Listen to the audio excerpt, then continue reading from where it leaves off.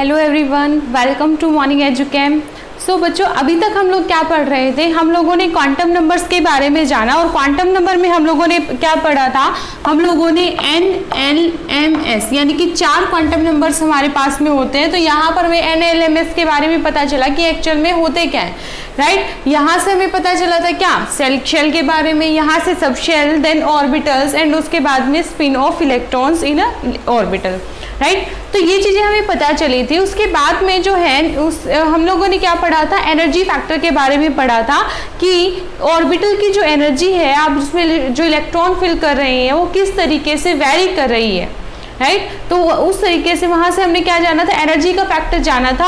और उस एनर्जी के फैक्टर में जो मेन इफेक्ट आ रहा था वो क्या था? हमारा shielding effect and penetrating effect. तो जो हमारा लास्ट लेक्चर था उसमें हम लोगों ने शील्डिंग इफेक्ट और पेनिट्रेटिंग इफेक्ट के बारे में जाना था और वहां से पता चला कि न्यूक्लियस के जो ऑर्बिटल जो है जितना क्लोज होगी उसकी एनर्जी क्या होगी? उतनी ही कम होगी। या फिर ये कह सकते हो कि जिसकी डिस्टेंस जितनी ज़्यादा होगी वो हायर एनर्जेटिक होगा और लेस स्टेबल होगा, और जो जितना क्लोज होगा न्यूक्लियस के वो क्या होगा? उतना ही लोअर एनर्जी का होगा और मोस्ट क्या होगा? स्टेबल होगा, राइट? तो हम लोगों ने अभी तक पढ़ा था ये। आज जो हम पढ़ने वाले हैं वो हम पढ़ेंगे बेसिकली कि यहाँ से हमें शेल के बारे में पता चला, सब शेल के बारे में पता चला, ऑर्बिटल के बारे में पता चला, ऑर्बिटल के अंदर जो इलेक्ट्रॉन की स्पिन है उसके बारे में पता चला। लेकिन उन ऑर्बिटल्स के अंदर जो हमें इलेक्ट्रॉन की फीलिंग करनी है उसका पैटर्न एक्चुअल में है क्या? तो इन शॉर्ट फॉर्म अगर मैं बात करूँ तो आज हम बात करने वाले हैं इलेक्ट्रॉनिक कॉन्फ़िगरेशन के बारे में,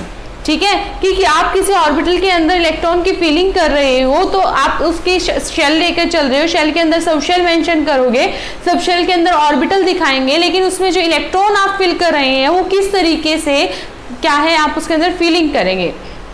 तो इलेक्ट्रॉन को फील करने के लिए क्या है, हमारे पास बेसिकली कुछ प्रिंसिपल है बच्चों। वो प्रिंसिपल क्या है? हमें फॉलो करने पड़ेंगे और उन्हीं को फॉलो करते हुए हमें क्या करनी है? इलेक्ट्रॉन की फीलिंग करनी है, राइट? जिसमें हमारा सबसे पहले आता है पॉलीज एक्सक्लूजन प्रिंसिपल। बात करते हैं, किसकी बात करेंगे बच्चों? Pauli's exclusion principal. Pauli's exclusion principal. तो ये पॉलीज एक्सक्लूजन प्रिंसिपल एक्चुअल में कहता क्या है वो ध्यान से सुनिएगा। देखो बच्चों, हमें क्या था? हम लोगों ने 4 ऑर्बिटल्स के बारे में जाना था, एन एल एम और एस। पॉलीज एक्सक्लूजन प्रिंसिपल कहता है no two electrons of an atom have same all 4 quantum numbers। यानी कि आप एक एटम के अंदर जो इलेक्ट्रॉन फिल कर रहे हैं तो किसी पर्टिकुलर एटम के अंदर आप जो इलेक्ट्रॉन की फीलिंग कर रहे हो उन इलेक्ट्रॉन्स के जो क्वांटम नंबर्स है, कितने क्वांटम नंबर हमारे पास में? 4। तो किसी 2 इलेक्ट्रॉन के क्वांटम नंबर चारों के चारों सेम नहीं हो सकते। मतलब अगर किसी इलेक्ट्रॉन की n की वैल्यू, l की वैल्यू, m की वैल्यू और s की वैल्यू कुछ है तो जो दूसरा इलेक्ट्रॉन है उसकी भी n l m s की कुछ वैल्यू होगी, लेकिन वो वही नहीं होगी जो पहले वाले इलेक्ट्रॉन की थी। मतलब चारों के चारों क्वांटम नंबर सेम नहीं हो सकते। ये हो सकता है कि 2 इलेक्ट्रॉन के 3 क्वांटम नंबर आपस में सेम हो और जो 4th है वो एक दूसरे से क्या हो? डिफरेंट हो, राइट? तो क्या कहता है पॉली एक्सक्लूजन प्रिंसिपल कि 2 इलेक्ट्रॉन किसी पर्टिकुलर एटम के, किसी एक एटम की बात चल रही है, ठीक है? एक एटम के 2 इलेक्ट्रॉन के चारों के चारों क्वांटम नंबर्स क्या है? वो सेम नहीं हो सकते। अगर मैं एक एग्जांपल लेकर चलूं तो मान के चलते हैं कि आपके पास में क्या एक फर्स्ट इलेक्ट्रॉन है। उस फर्स्ट इलेक्ट्रॉन के लिए क्या होगा बच्चों? कुछ NLMS की वैल्यू होगी, है ना? मान लीजिए आपके पास में आप क्या बात कर रहे हैं फर्स्ट इलेक्ट्रॉन की, तो मैंने कह दिया कि जो आपका फर्स्ट इलेक्ट्रॉन है उसके लिए जो n की वैल्यू है वो क्या है? 3 है, l की जो वैल्यू है वो क्या है? 0 है, m की वैल्यू क्या है? 0 है, और s तो आपको पता है या तो वो प्लस हाफ होता है या फिर वो माइनस हाफ होता है। अब मैं बात कर रही हूँ कि आपके पास में क्या है? सेकेंड इलेक्ट्रॉन है, याद रखिएगा सेम एटम की बात कर रही हूँ मैं, तो उसके लिए n की वैल्यू क्या है? 3 है, l की वैल्यू क्या है? 0 है, m की वैल्यू क्या है? 0 है। तो जो फोर्थ होगा, देखो ये 3 मैच हो सकते हैं, लेकिन जो फोर्थ वन आएगा वो क्या होगा, डिफरेंट होगा, यानी कि यहाँ पर क्या हो सकता है, -½ होगा, +½ नहीं होगा। ये बात याद रखिएगा। अब आप कहेंगे कि क्या मैम हम S को सेम रख के L की वैल्यू वेरी कर सकते हैं? डेफिनेटली वेरी कर सकते हैं, लेकिन यहाँ पर बात चल रही है, देखो इसको मैं इसको लेकर चलते, इसको इसकी फीलिंग करते हैं, ठीक है। देखो अगर मैं बात कर रही हूँ N की, तो N का जो कौन सी शेल है, ये थर्ड शेल है, थर्ड शेल की बात कर रहे हैं। सब शेल कौन सी है, 0, 0 का मतलब क्या है, S, यानी कि 3s ऑर्बिटल की बात चल रही है। M की वैल्यू क्या होती है, 0 है ना। जैसे हम किससे निकालते हैं, 2l + 1 से निकालते हैं, तो क्या हो जाएगा, L की वैल्यू 0, 0, तो एक ही ऑर्बिटल आएगा। तो यानी कि जो हमारा ये वाला जो इलेक्ट्रॉन है जिसके अंदर इस, तो जो सबशेल है उसके अंदर कितने ऑर्बिटल प्रेजेंट है, एक ही ऑर्बिटल प्रेजेंट है, तो उसके अंदर आपने क्या कर दिया, +½ था, तो आपने क्या दिखा दिया, +½ की स्पिन दिखा दी, यानी कि क्लॉकवाइज आपका इलेक्ट्रॉन क्या कर रहा होगा, मूव कर रहा होगा। अब देखिए बच्चों, ये किसका ऑर्बिटल था, ये ऑर्बिटल था 3s का, ठीक है। अब देखिए जो सेकंड इलेक्ट्रॉन है उसमें क्या है, बेसिकली ये क्या है आपका थर्ड शेल, L क्या है, 0, यानी कि 3s, यानी कि ऑर्बिटल तो क्या रहने वाला है आपका, 3s रहने वाला है। M की वैल्यू क्या है, 0 है, लेकिन S की वैल्यू क्या है आपकी, -½ तो इसकी जो डायरेक्शन है वो क्या हो जाएगी, एंटी क्लॉकवाइज हो जाएगी। लेकिन अगर आप बच्चों मान लीजिए क्या कर दे, इसको +½ ही लेकर चल पड़ते, यानी कि क्या कर दिया, चारों के चारों आपने क्या ले लिए, सेम ले लिए क्वांटम नंबर, तो यहाँ पर इस 3s को अगर मैं मान के चलूँ कि पहले वाला आपने ऐसे भर दिया, तो सेकेंड वाला भी क्या होगा, इसी तरीके से फिल किया जाएगा, क्योंकि +½ हो गया। लेकिन पॉली एक्सक्लूजन प्रिंसिपल ने क्या कहा, उसने कहा कि किसी भी इलेक्ट्रॉन, 2 इलेक्ट्रॉन की किसी एटम के अंदर चारों के चारों क्वांटम नंबर सेम नहीं हो सकते। सो दैट्स व्हाई ये वाली चीज, इस पैटर्न को आप फॉलो नहीं कर सकते, पैटर्न शुड बी दिस, ठीक है। अब मान लीजिए आपने क्या कर दिया, +½ ही लेकर चल रहे हैं, क्या लेकर चल रहे हैं, +½ ही लेकर चल रहे हैं, लेकिन इस बार आप कोई और वैल्यू क्या कर रहे हैं, वेरी कर रहे हैं। मान लीजिए आपने क्या कर दिया, L की वैल्यू को वेरी कर दिया, L आपने क्या ले लिया, 1 ले लिया। तो इस सेकंड इलेक्ट्रॉन के लिए, फर्स्ट इलेक्ट्रॉन के लिए ठीक है, मान लीजिए आपने फर्स्ट इलेक्ट्रॉन लिया, उसके लिए 3s आपने फिल कर दिया, ये रहा। अब आप सेकंड इलेक्ट्रॉन के लिए आपने L की वैल्यू को क्या कर दिया, चेंज कर दिया, 1 कर दिया, तो ये क्या है आपका थर्ड शेल। सब शेल कौन सी है, 3p आ गया। तो उसके अंदर बच्चों आपके ऑर्बिटल्स कितने होते हैं, 3 ऑर्बिटल्स होते हैं। p के अंदर कितने ऑर्बिटल्स प्रेजेंट होते हैं, 3 ऑर्बिटल प्रेजेंट होते हैं। तो m की वैल्यू क्या है, 0 है। आप जैसे निकालते हैं -L2 +L, तो 3 होते हैं, -1 0 एंड +1।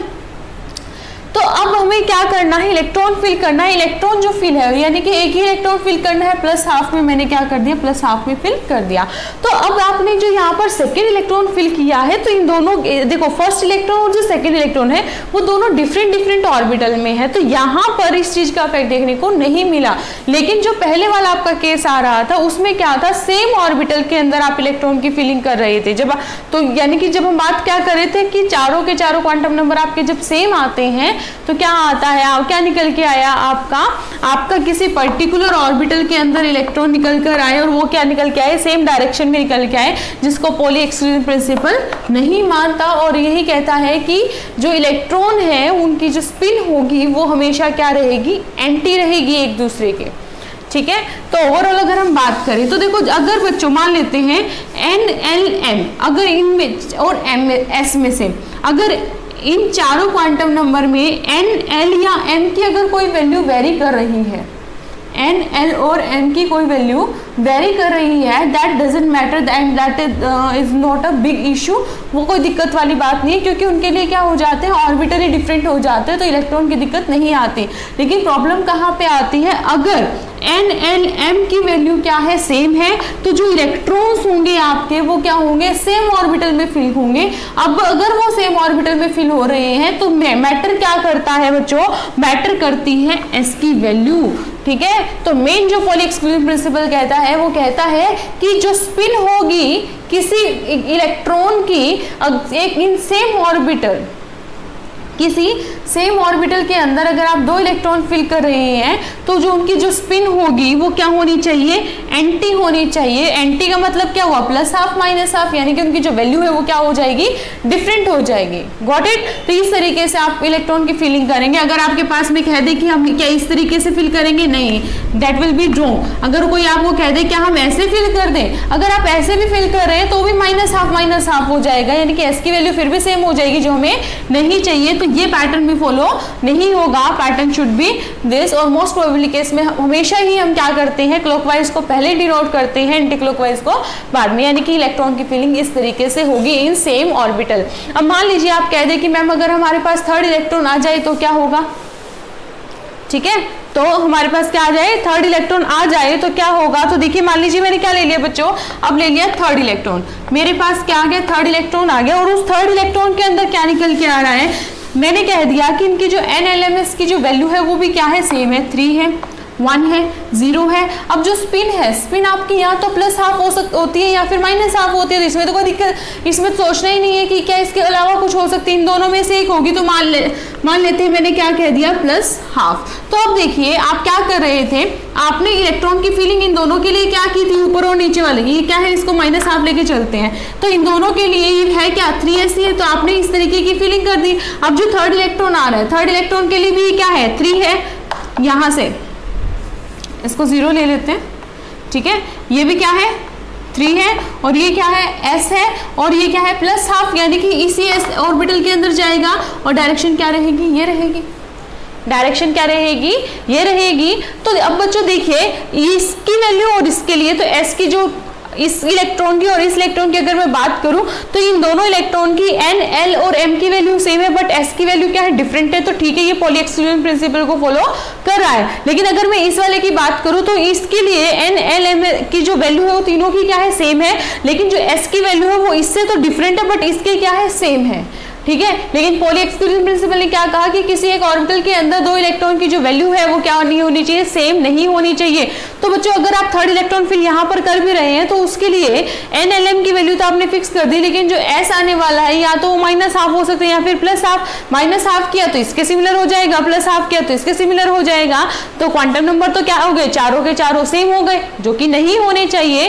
तो पॉली एक्सक्लूजन प्रिंसिपल क्या कहता है साथ में, वो ये भी कहता है साथ में कि एक ऑर्बिटल के अंदर आप 2 से ज्यादा इलेक्ट्रॉन फिल नहीं कर सकते, क्योंकि जैसे ही 3rd इलेक्ट्रॉन इसमें एंटर होगा उनकी फिर से क्वांटम नंबर की वैल्यू क्या हो जाएगी, सेम हो जाएगी। तो ये था बच्चों आपका पॉली एक्सक्लूजन प्रिंसिपल है। अब फटाफट देख लेते हैं कि पॉली एक्सक्लूजन प्रिंसिपल ने क्या कहा तो कहीं तो उसने एक ही बात थी, जो इससे क्या हो गया, अलग अलग कंक्लूजन निकल गए आगे। क्या था, no 2 electrons of an atom have same value of all quantum number, ठीक है। पहली बात तो ये थी। इससे कंक्लूजन और क्या निकल के आया था, इससे कंक्लूजन ये निकल के आया था कि no 2 electron in an orbital have same spin, है ना, यानी कि आप जो इलेक्ट्रॉन है उनकी जो स्पिन है बिल्कुल ऐसे नहीं कर सकते हैं, आप उनकी जो स्पिन है वो ऐसे भी नहीं कर सकते हैं, उनकी जो स्पिन है वो क्या होनी चाहिए, एंटी होनी चाहिए, and that will B correct. उसके अलावा क्या निकल के आया बच्चों, उसके अलावा हमारे पास निकल के आई बात जो अभी हम लोगों ने पढ़ी कि कहता है कि जो 2 इलेक्ट्रॉन आप क्या है, एक ऑर्बिटल के अंदर मैक्सिमम क्या कर सकते हैं, 2 इलेक्ट्रॉन ही फिल कर सकते हैं। यू कैन फिल या फिर we can fill maximum 2 electrons in an orbital, यानी कि किसी एक ऑर्बिटल के अंदर आप मैक्सिमम क्या कर सकते हैं, सिर्फ और सिर्फ 2 इलेक्ट्रॉन्स ही फिल कर सकते हैं। मान लीजिए अब इसको मैं रब कर रही हूं, इससे आगे देखते हैं कि अगर आपके पास में कितने ऑर्बिटल्स हों तो उसमें आप कितने इलेक्ट्रॉन्स की फिलिंग कर सकते हैं। तो जो नंबर ऑफ ऑर्बिटल होते हैं, जो नंबर ऑफ ऑर्बिटल्स होते हैं बच्चों, उसको आप निकालते हैं बाई n²। कैसे निकालते हैं, n² से, ठीक है। और दूसरा क्या है, जो नंबर ऑफ इलेक्ट्रॉन्स हैं इन एन ऑर्बिटल, वो उसको आप किससे निकालते हैं, 2n स्क्वायर से, ठीक है, n square and 2n square से आप क्या करते हैं, इलेक्ट्रॉन्स निकालते हैं, ठीक है। देखिए जैसे मान लीजिए आपके पास में क्या दिया हुआ है, s दिया हुआ है, ठीक है, तो आपको क्या दिया हुआ है, s सब शेल दी गई है, ठीक है, क्या दी गई है बच्चों, s सब शेल दी गई है। तो s सब शेल के अंदर जो नंबर ऑफ ऑर्बिटल्स होंगे वो कितने होंगे, 1 होगा, ठीक है, क्या होगा, 1 होगा। अच्छा अब देखो s के लिए जो नंबर ऑफ इलेक्ट्रॉन्स हैं वो नंबर ऑफ ऑर्बिटल कितने होते हैं, 1 होते हैं, तो उसमें नंबर ऑफ इलेक्ट्रॉन कितने हो जाएंगे, 2n स्क्वायर। तो यहाँ पर आप 1 पुट करेंगे, 1 का स्क्वायर 1 को 2 से मल्टीप्लाई कर दीजिए, क्या आ जाएगा, 2। यानी कि अगर एक ऑर्बिटल है तो आप मैक्सिमम 2 इलेक्ट्रॉन फिल कर सकते हो, 2 आ जाएगा। अगर p की बात करते हैं, p के अंदर जो ऑर्बिटल्स होते हैं वो कितने होते हैं आपके, 3 होते हैं। इस तरीके से फिल करते हो, ये होते हैं। तो एक ऑर्बिटल में मैक्सिमम कितने आ सकते हैं, 2 इलेक्ट्रॉन, एक के अंदर 2, एक के अंदर 2, 3 ऑर्बिटल है तो क्या आ जाएंगे, 6, ठीक है। ऐसे ही अगर मैं d की बात करूं तो d के अंदर कितने होते हैं आपके, 5 ऑर्बिटल, तो 5 गुना 2 यानी कि 10 इलेक्ट्रॉन आप फिल कर सकते हैं। ऐसे f की बात करें तो उसमें कितने होते हैं, 7 होते हैं, उसको 2 से मल्टीप्लाई करेंगे तो मैक्सिमम इलेक्ट्रॉन आप फिल कर सकते हैं 14। g की बात करते हैं 9 आ जाएगा, 2 से मल्टीप्लाई कर देंगे 18 आ जाएगा, तो एंड सो ऑन। तो यानी कि जितने ऑर्बिटल्स आपके पास में है उसको 2 से मल्टीप्लाई कर दीजिए, वहां पर क्या निकल के आ जाएगा, उतने नंबर ऑफ इलेक्ट्रॉन आप किसी भी सबशेल के अंदर आप फिल कर सकते हैं। पहले तो आपको सबशेल का पता होना चाहिए, कौन से सबशेल आप यूज करें, एस यूज करें, पी डी एफ, ठीक है। उस सबशेल के अंदर नंबर ऑफ ऑर्बिटल्स कितने होते हैं वो फाइंड आउट करना है, उस ऑर्बिटल को आपको क्या कर देना है, 2 से मल्टीप्लाई कर देना है। तो ये बताई थी बात बच्चों किसने, हमें पॉली एक्सक्लूजन प्रिंसिपल ने। तो यहां से हमें कैसे क्या पता चला कि किसी भी ऑर्बिटल के अंदर जो इलेक्ट्रॉन है वो किस तरीके से फिल होंगे, ठीक है। अब हम बात करेंगे, हमारे नेक्स्ट रूल की तरफ जाएंगे कि चलो हमें पॉली एक्सक्लूजन प्रिंसिपल का तो पता चल गया कि ये क्या क्या हमें बता रहा है। अब हम बात करने वाले हैं कि ऑर्बिटल्स तक तो ठीक है कि इलेक्ट्रॉन इस डायरेक्शन में होगा या उस डायरेक्शन में होगा, कितनी इलेक्ट्रॉन एक ऑर्बिटल में आ सकते हैं, लेकिन उनका कोई ऑर्डर तो होगा। मतलब आप इलेक्ट्रॉन की फीलिंग करा रहे हैं, अभी तक तो मैंने एस का दिखा दिया, कभी पी का आपको दिखा दिया, लेकिन जो इलेक्ट्रॉन की आप फीलिंग कर रहे हैं वो किस ऑर्बिटल में सबसे पहले की जाएगी, क्योंकि हमारे पास number of orbitals, number of subshells हैं। नंबर मान लीजिए अगर मैं 3 की बात करती हूँ तो 3 के अंदर तो क्या होता है मेरे पास में, 3s भी होते हैं, 3p भी होता है, 3d भी होता है, 3f नहीं होता है हमारे पास में, 3s 3p एंड 3d होता है। 3f क्यों नहीं होता है, क्योंकि हमें पता है कि n और l की वैल्यू सेम नहीं हो सकती है। तो अगर मैं 3f की बात करूं तो उसके लिए n की वैल्यू क्या है, 3, और f के लिए l की वैल्यू क्या होती है, 3, तो ये वाली वैल्यू नहीं हो सकती कभी भी, ठीक है। तो अब इस थर्ड शेल के अंदर मुझे इलेक्ट्रॉन की फीलिंग करानी है, थर्ड शेल के अंदर इलेक्ट्रॉन की फीलिंग करानी है, तो किसके अंदर है, तो तीनों की तीनों एक ही शेल के part, 3s 3p and 3d, तो किसके अंदर इलेक्ट्रॉन की फीलिंग पहले कराई जाए, ठीक है। तो यानी कि बेसिकली अब हम बात करने वाले हैं इलेक्ट्रॉनिक कॉन्फ़िगरेशन की, कि किस ऑर्डर में हम इलेक्ट्रॉन की फीलिंग कराएं पहले, किस सबशेल में इलेक्ट्रॉन पहले फिल होगा, किस में बाद में फिल होगा, वो अब हम बात करेंगे। और उसको एक्सप्लेन किया था ऑफबाउ ने। तो हम बात करने वाले हैं यहाँ पर ऑफबाउ प्रिंसिपल की। तो बच्चों ऑफबाउ प्रिंसिपल क्या कहता है सुनिएगा। ऑफबाउ प्रिंसिपल कहता है, देखो हम लोगों ने एनर्जी के बारे में सुना था, पढ़ा भी था, लास्ट लेक्चर में हमने एनर्जी के बारे में ही पढ़ा था। तो जिसकी एनर्जी, जिस ऑर्बिटल की एनर्जी जितनी ज्यादा होगी, जिस ऑर्बिटल की एनर्जी जितनी ज्यादा होगी उसकी एनर्जी उतनी ही ज्यादा है, और जिस ऑर्बिटल की एनर्जी जितनी कम होगी उसकी एनर्जी क्या होगा, वो क्या होगा, उतना ही ज्यादा स्टेबल होगा। तो बच्चों देखिए एक चीज बहुत ज्यादा एनर्जेटिक है, एनर्जेटिक है तो क्या हो गया, अनस्टेबल हो गया। अनस्टेबल के अंदर आप इलेक्ट्रॉन की फीलिंग आसानी से करा सकेंगे या एक स्टेबल चीज के अंदर इलेक्ट्रॉन की फीलिंग आसानी से करा पाएंगे? ऑफकोर्स जो स्टेबल होगा आप उसके अंदर इलेक्ट्रॉन की फीलिंग पहले कराएंगे, राइट।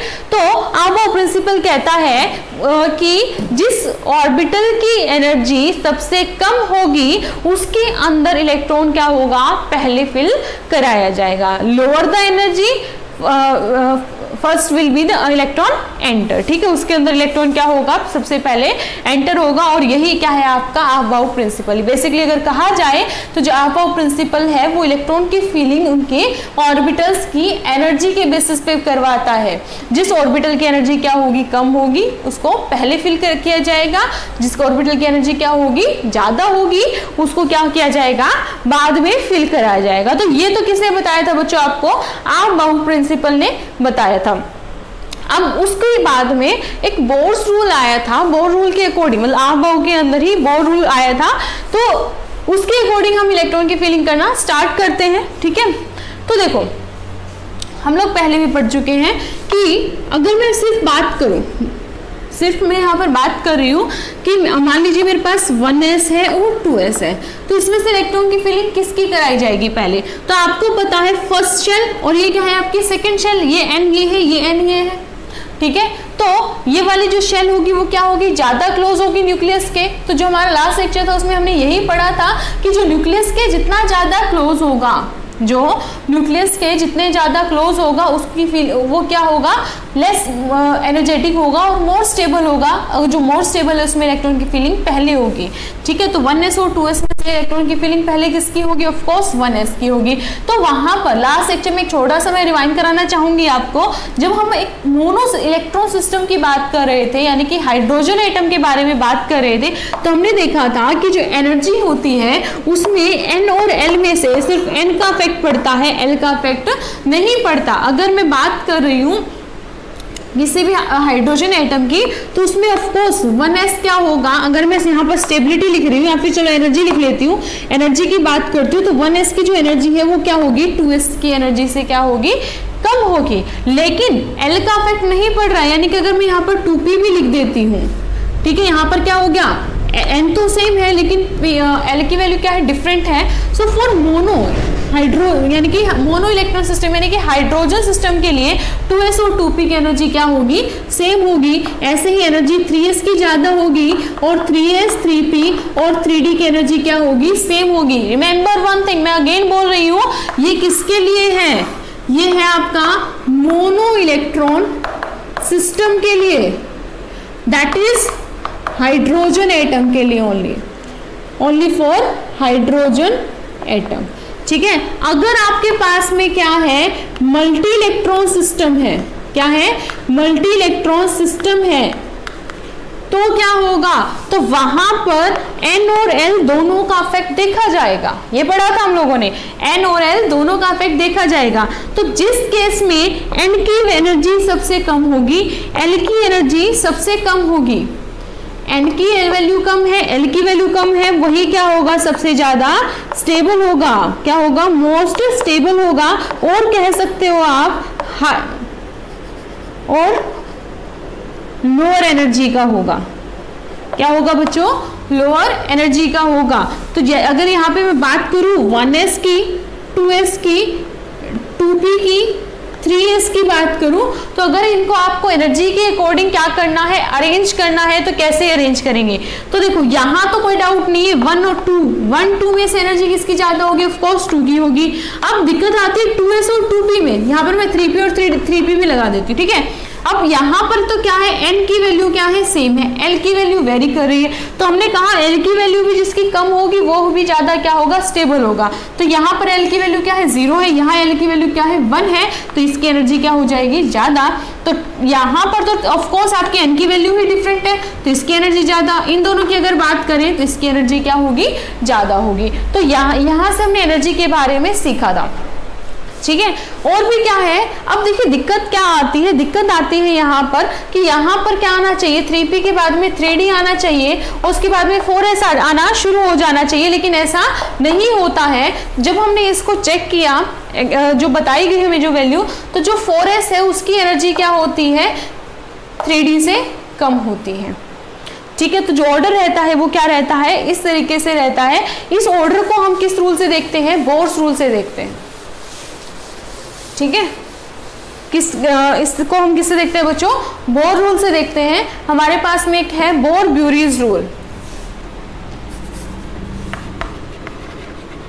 Bore ब्यूरीज rule. अब ये बॉर्न-ब्यूरेज रूल कहता है कि जो आप इलेक्ट्रॉन की फीलिंग करेंगे वो करेंगे n+l से, वो करेंगे n+l रूल से आप इलेक्ट्रॉन की फीलिंग करते जाइए, वो ऑटोमेटिकली एनर्जी में चेंज, एनर्जी की फॉर्म में चेंज होता रहेगा। फॉर एग्जाम्पल मैं बात करती हूँ 4s और 4p के बारे में। ऑफ कोर्स हम मल्टी इलेक्ट्रॉन सिस्टम के बारे में बात कर रहे हैं, 4s और 4p, और साथ में चलो ले लीजिए आप 3s 3p 3d 4s 4p। चलो ये सिस्टम लेके चलते हैं, वैल्यू पुट करते जाएंगे, देखते हैं।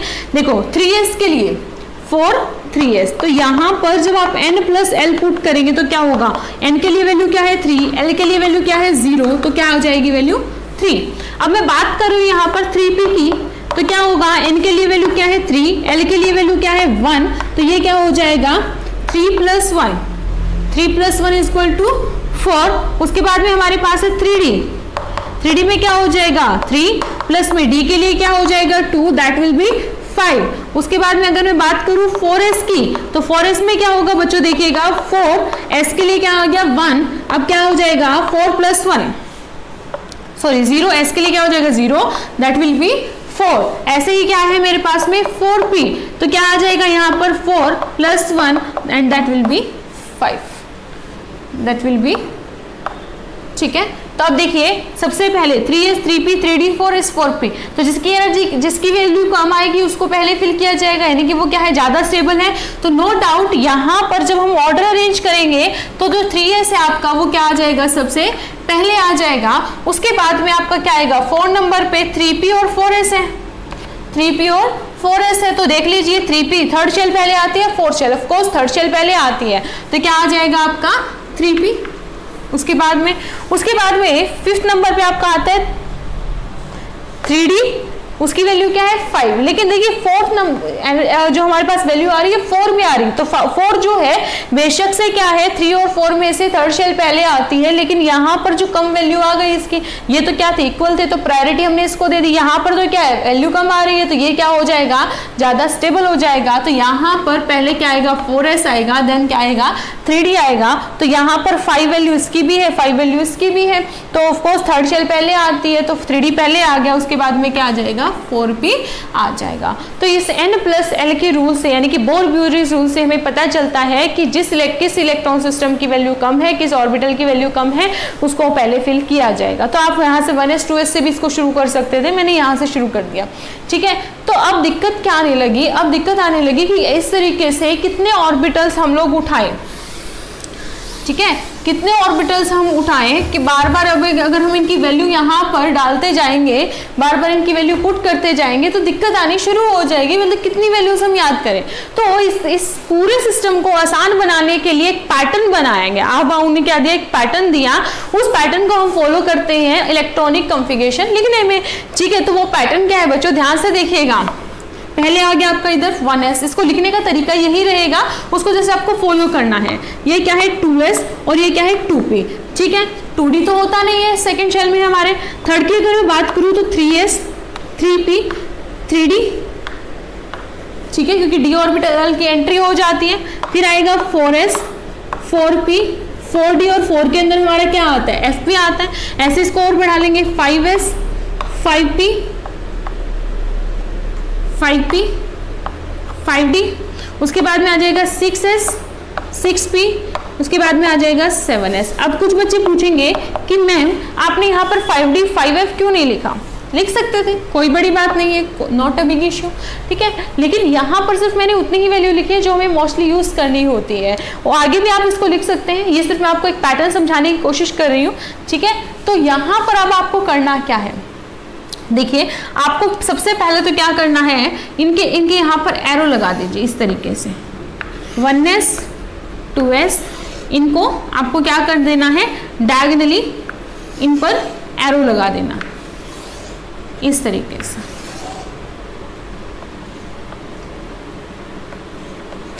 ठीक है। आपने डायगोनली एरो लगा दी। अब क्या करना है, ये जो इसका हेड है एरो का, ये इस वाली टेल से जोड़ देना है इस तरीके से,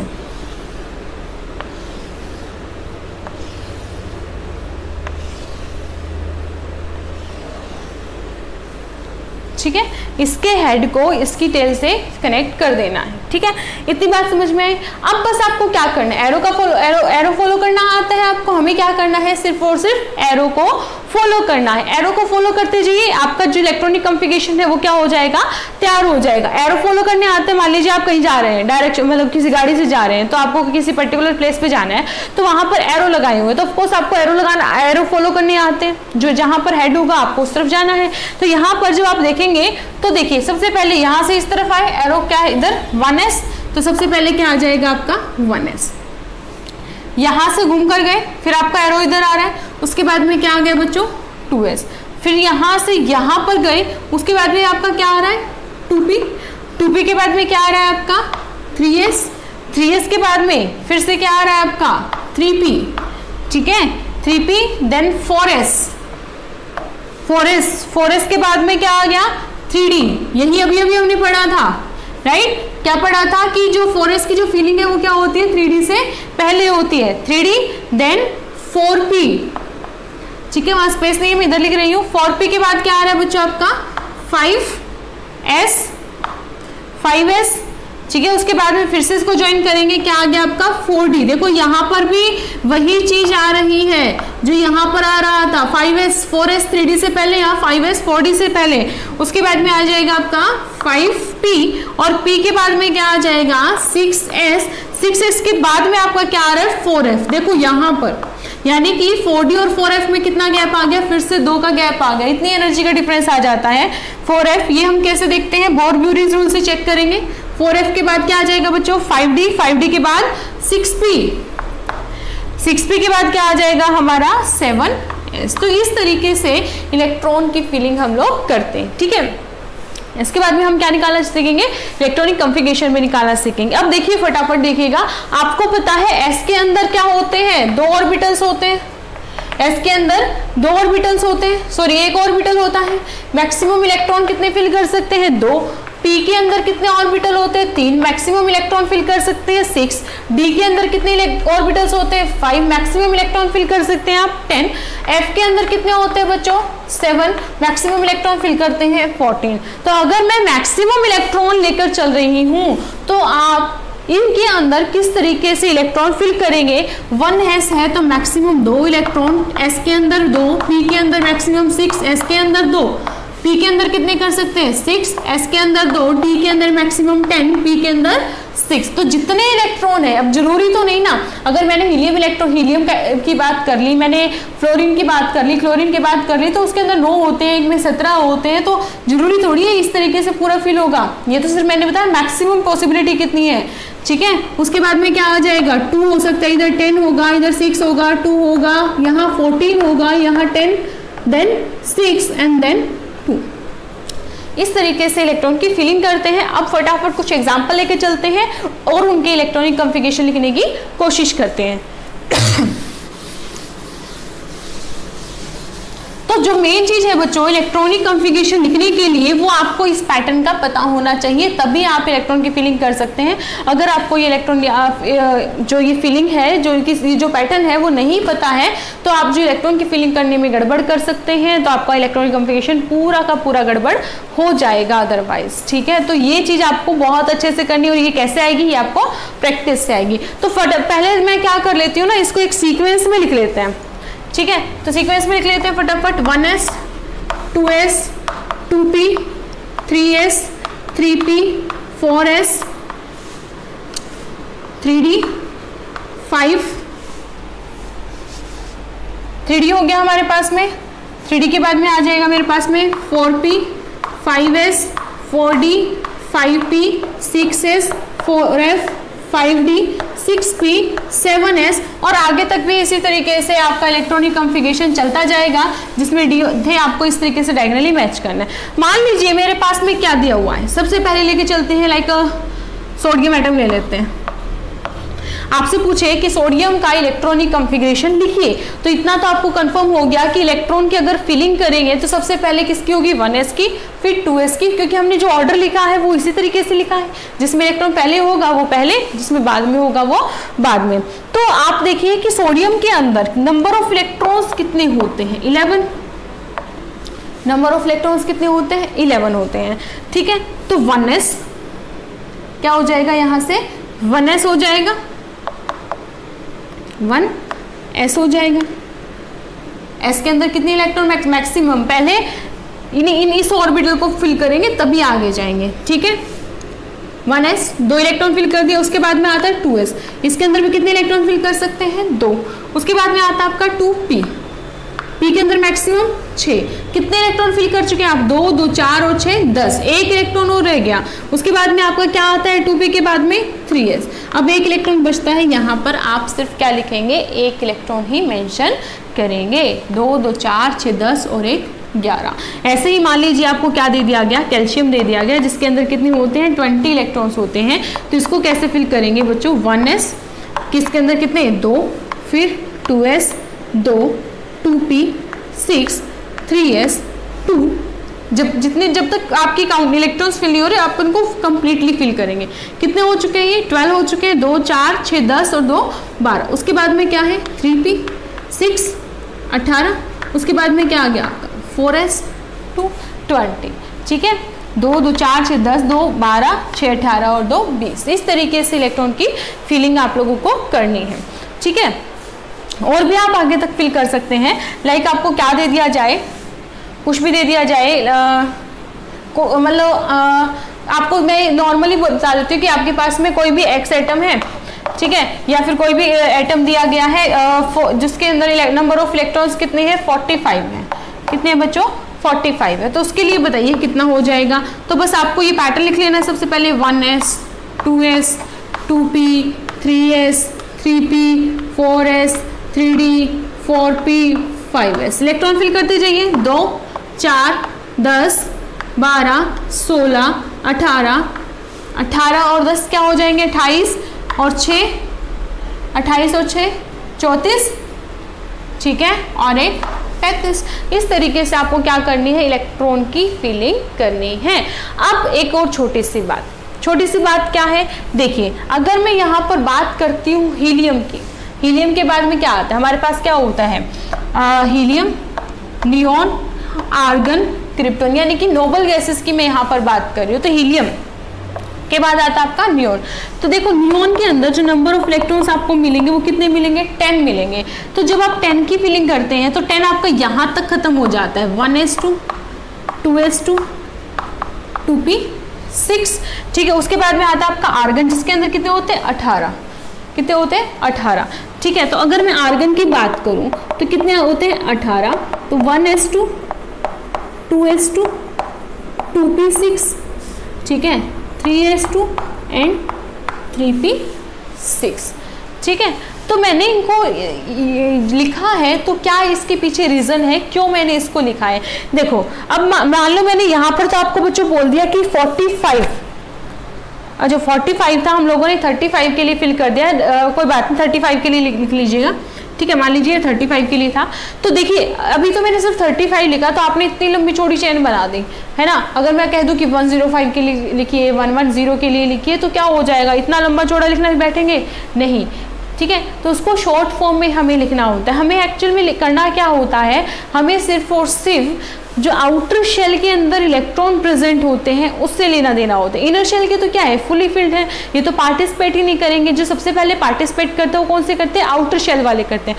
फॉर एग्जांपल आप अपने दोस्त के घर में गए, अगर दोस्त के घर में दोस्त से मिलने के लिए गए तो सबसे पहले क्या करेंगे, उसके बिल्कुल बाहर वाला गेट जो है उसको क्रॉस करेंगे, तभी तो अंदर आ पाएंगे, यानी कि उससे निपटेंगे। अब बाहर वाले गेट पे सिक्योरिटी लगा रखी है, कोई डोगी है या फिर कुछ भी है, तो जब तक उसको हैंडल नहीं करेंगे तब तक आप अंदर एंटर नहीं कर सकते हैं। यानी कि आउटर मोस्ट शेल को आप स्टेबल करेंगे, उसको सेटिस्फाई कराएंगे, आफ्टर देन क्या होगा, हम उस शेल से क्या कर सकेंगे, जुड़ सकेंगे। तो देखिए अगर मान लीजिए आप अभी कैल्शियम का फिल कर रहे थे, तो कैल्शियम का इलेक्ट्रॉनिक कॉन्फ़िगरेशन आपने लिख दिया, भाई ये क्या है 20, ठीक है। तो इसको इतना लंबा लिखने के बजाय आप क्या कर सकते हैं, क्योंकि जितने भी हमारी नोबल गैसेस होती है स्टेबल क्यों होती है, इसी वजह से होती है क्योंकि देखिए इनके अंदर क्या है, जो इलेक्ट्रॉन्स है वो क्या है, फुली फिल्ड है।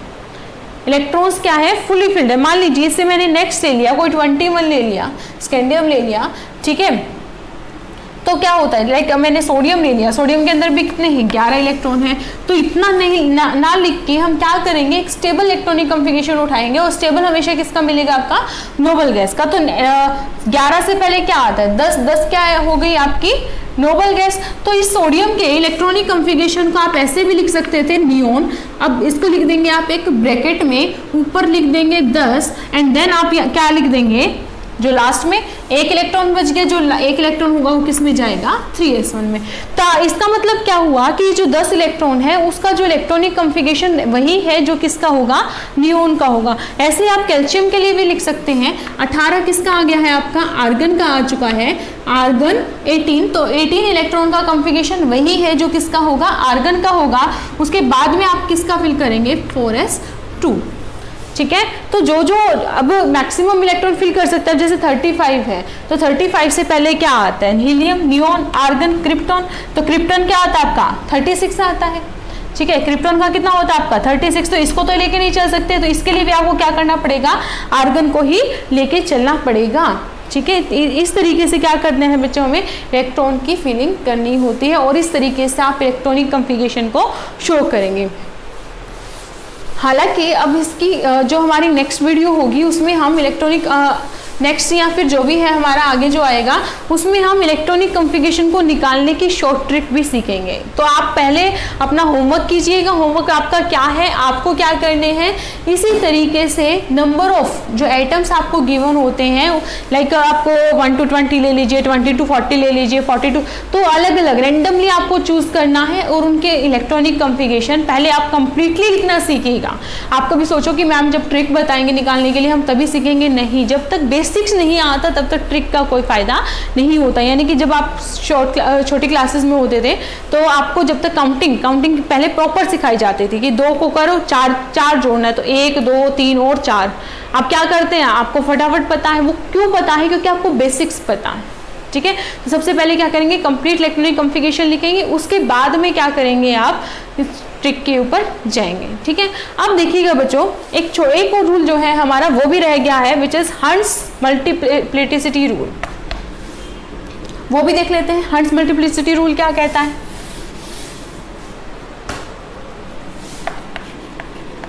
Hunts rule of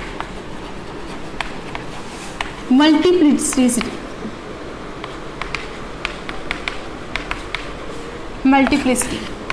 hunts rule क्या कहता है, ध्यान से सुनिएगा।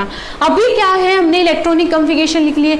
अब अगर आपको कोई कह दे कि आपने 1s 2s 2p के अंदर इलेक्ट्रॉनिक कॉन्फ़िगरेशन तो लिख के दिखा दिया, लेकिन उनके अंदर जो ऑर्बिटल्स प्रेजेंट है, उनके अंदर ये जो इलेक्ट्रॉन आपने फिल किए हैं वो किस तरीके से अरेंज हैं, वो हमें बताइए। यानी कि अगर आप कह दें, आपको कहा जाए कि 1s2 आपके पास में है, 2s2 आपके पास में है, मान लीजिए इसके बाद में उसने कह दिया कि 2p4 है, तो इनको ऑर्बिटल्स की फॉर्म में करना से बताइए हमें कि किस तरीके से ऑर्बिटल फिल होंगे।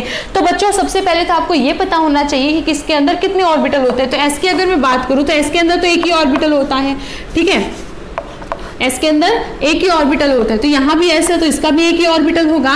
पी के अंदर कितने ऑर्बिटल होते हैं, हमारे पास में 3 ऑर्बिटल होते हैं। अब हमें क्या करनी है, इनकी इलेक्ट्रॉन की फिलिंग करनी है। तो इसके अंदर कितने इलेक्ट्रॉन है, 2।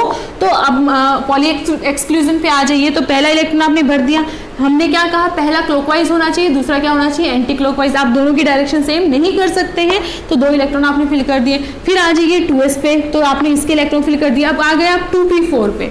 तो 2p4 के आप किस तरीके से इलेक्ट्रॉन की फिलिंग करेंगे, आप क्या करेंगे, 1 2 3 4। क्या आप इस तरीके से फिलिंग करेंगे, नहीं, ये पैटर्न जो होगा बच्चों वो क्या होगा, गलत होगा। वो क्या होगा, गलत होगा।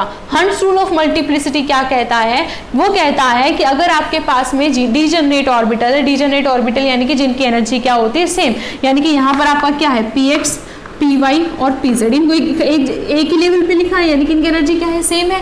तो डीजेनरेट ऑर्बिटल के अंदर जब आप इलेक्ट्रॉन की फिलिंग करते हो तो पहले सभी ऑर्बिटल को ऑक्यूपाई करने की कोशिश करेंगे, तब जाके दूसरा इलेक्ट्रॉन उसके अंदर फिल करेंगे। यानी कि अगर आप इसमें क्या करना है, 2p4 को शो करना है, तो किस तरीके से शो करेंगे। मान लीजिए आपका ये क्या है बच्चों, p ऑर्बिटल है, तो 4 इलेक्ट्रॉन आपको फिल करने, तो एक एक करके पहले 3 ऑर्बिटल में फिल करने पड़ेंगे, फिर 4th आएगा।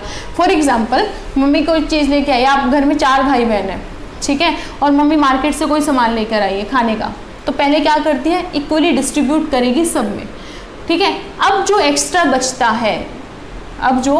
बचता है फिर उसको डिस्ट्रीब्यूट करने की कोशिश करेंगी, ऐसा ही कुछ होता है। तो यही होता है कि आप पहले ही, ये तो नहीं होता ना कि पहले छिक्के पहले वाले को खिला दिया दूसरे वाले मुंह देख रहे हैं, ऐसा नहीं होता ना, नहीं होता। क्या करते हैं, पहले इक्वली सबको डिस्ट्रीब्यूट करवाया जाता है। तो 4 है तो 1 2 3, उसके बाद में क्या आ जाएगा 4।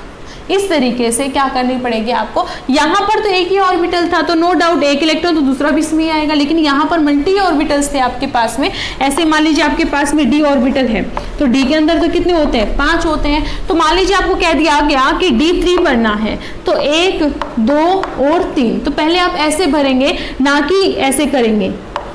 अगर आपने ऐसे कर दिया तो ये पैटर्न क्या हो जाएगा बच्चों, रॉन्ग हो जाएगा, ठीक है। तो 3D3, अगर मान लो आपको कह दिया जाए कि 3D6 फिल करिए, 3D6 फिल करिए, तो 1 2 3 4 5 एंड देन क्या आ जाएगा 6। इस तरीके से क्या करना है आपको, इलेक्ट्रॉन की फिलिंग करनी है। तो ये क्या था आपका हर्ट्ज रूल ऑफ मल्टीप्लिसिटी। तो मान लीजिए आपने अभी कैल्शियम सोडियम के इलेक्ट्रॉनिक कॉन्फ़िगरेशन देखे, फटाफट देख लेते हैं कि उनको ऑर्बिटल्स की फॉर्म में कैसे शो करेंगे आप। तो सोडियम है, ठीक है, सोडियम है आपके पास में, उसका क्या होता है इलेक्ट्रॉन 11, नंबर ऑफ इलेक्ट्रॉन्स कितने होते हैं 11। इसका होगा 1s2 2s2 2p6 3s1। तो इसमें और इसको ऑर्बिटल की फॉर्म में शो करेंगे तो क्या आ जाएगा, देखिए p के अंदर कितने होते हैं 3, s के अंदर क्या होता है 1, तो 1 2 1 2 1 2 3 4 5 6 और s के अंदर क्या आ जाएगा 1। ऐसे ही मान लीजिए आपके पास में क्या है, कैल्शियम है, उसका इलेक्ट्रॉनिक कॉन्फ़िगरेशन हमने देखा था 20, क्या आ जाएगा यहाँ से 1s2 2s2 2p6 3s2 3p6 and 4s2 10 12 6 18 और 2 20। उसके लिए बच्चों मैं दोबारा बोल रही हूँ, आपको ये पैटर्न लर्न होना चाहिए, ठीक है। अब इसके ऑर्बिटल्स आप फिल कर रहे हैं, तो आप फटाफट s में क्या होता है एक ही ऑर्बिटल, फिर s में एक ही ऑर्बिटल, p के अंदर क्या आ जाएंगे 3 ऑर्बिटल, s के अंदर एक ऑर्बिटल, p के अंदर क्या आ जाएंगे 3 ऑर्बिटल और s के अंदर क्या आ जाएंगे ऑर्बिटल। अब क्या करेंगे, इलेक्ट्रॉन फिल करेंगे 1 2 1 2 1 2 3 4 5 6 1 2 1 2 3 4 5 6 और ये भी दोनों इसके क्या है फिल है। अब देखिए अगर आपको कहा जाए 45 का electronic configuration and then orbital fill कीजिए तो क्या आ जाएगी, आपको परेशानी आएगी। वही 46 मान लो मैंने 72 कह दिया, तो इसीलिए यहीं पर आपके क्या आते हैं बच्चों, नोबल गैसेस काम आती है। यानी कि जैसे कैल्शियम से पहले अगर आप यहाँ पर क्या लिख दे आर्गन, तो आर्गन क्या हो गया 18, तो इसका जो ऑर्बिटल फिलिंग होगी वो आर्गन की तरह होगी। हमें सिर्फ किसका लेना है, यहाँ 18 तक तो आर्गन आ चुका है। 4s2 के लिए दिखा दीजिए 1 और 2 और यहाँ पर लिख दीजिए 4s2। जैसे यहाँ पर आप लिखेंगे 1s2 2s2 2p6 4s2 3s2 3p6 4s। तो ये क्या था बच्चों, इलेक्ट्रॉनिक कॉन्फ़िगरेशन था। आई होप आपको इलेक्ट्रॉनिक कॉन्फ़िगरेशन अच्छे से समझ में आया होगा। ऑल यू नीड, आप लोगों को अब जरूरत क्या है, ज़्यादा से ज़्यादा प्रैक्टिस करने की। जितने नंबर ऑफ और इलेक्ट्रॉन्स, मतलब रेंडमली उठाइए कुछ भी 36 35 49 कुछ भी, मतलब किसी से कहते भाई एक नंबर बता दे फटाफट मुझे 108 तक, तो फटाफट उठाइए और उनके इलेक्ट्रॉनिक कॉन्फ़िगरेशन लिखना शुरू कर दीजिए। उससे पहले आपको क्या आना चाहिए, उससे पहले आपको आगो प्रिंसिपल के अकॉर्डिंग इन ऑर्बिटल्स की एनर्जी पता होनी चाहिए। उसके बाद आपको उनके अंदर फिलिंग करनी है, उनकी फिलिंग के बाद आपको उनके ऑर्बिटल्स फिल करके देखने हैं। उनके ऑर्बिटल फिल करने के बाद में आगे नोबल गैसेस से आइडिया आपको लगाना है। नोबल गैसेस के बाद फिल होने के बाद में आपको इस तरीके से रूल्स ऑफ मल्टीप्लिसिटी के अकॉर्डिंग उनके ऑर्बिटल्स के अंदर इलेक्ट्रॉन फिल करके देखने हैं। तो यहाँ पर बच्चों ये आपका क्या था, फाइनल जो था लेक्चर था ऑफ दिस यूनिट। यहाँ पर आपकी जो है ये यूनिट खत्म हो चुकी है। उसके बाद में हमारी क्या आएगी, पीरियोडिसिटी ऑफ एलिमेंट्स, ठीक है। और उसी के अंदर क्या करेंगे, आप कहोगे कि मैम आपने एक ट्रिक बतानी थी, डेफिनेटली बतानी थी बच्चों, क्योंकि उसके बाद में हमें थोड़ी बहुत कुछ और नॉलेज के बारे में जाननी है। और उसी चैप्टर के अंदर मैं क्या है इलेक्ट्रॉनिक कॉन्फ़िगरेशन निकालने की कुछ ट्रिक्स जो हैं वो आपके साथ में शेयर करूंगी। That will be really helpful for all of you. Okay, so till then keep practicing, take care of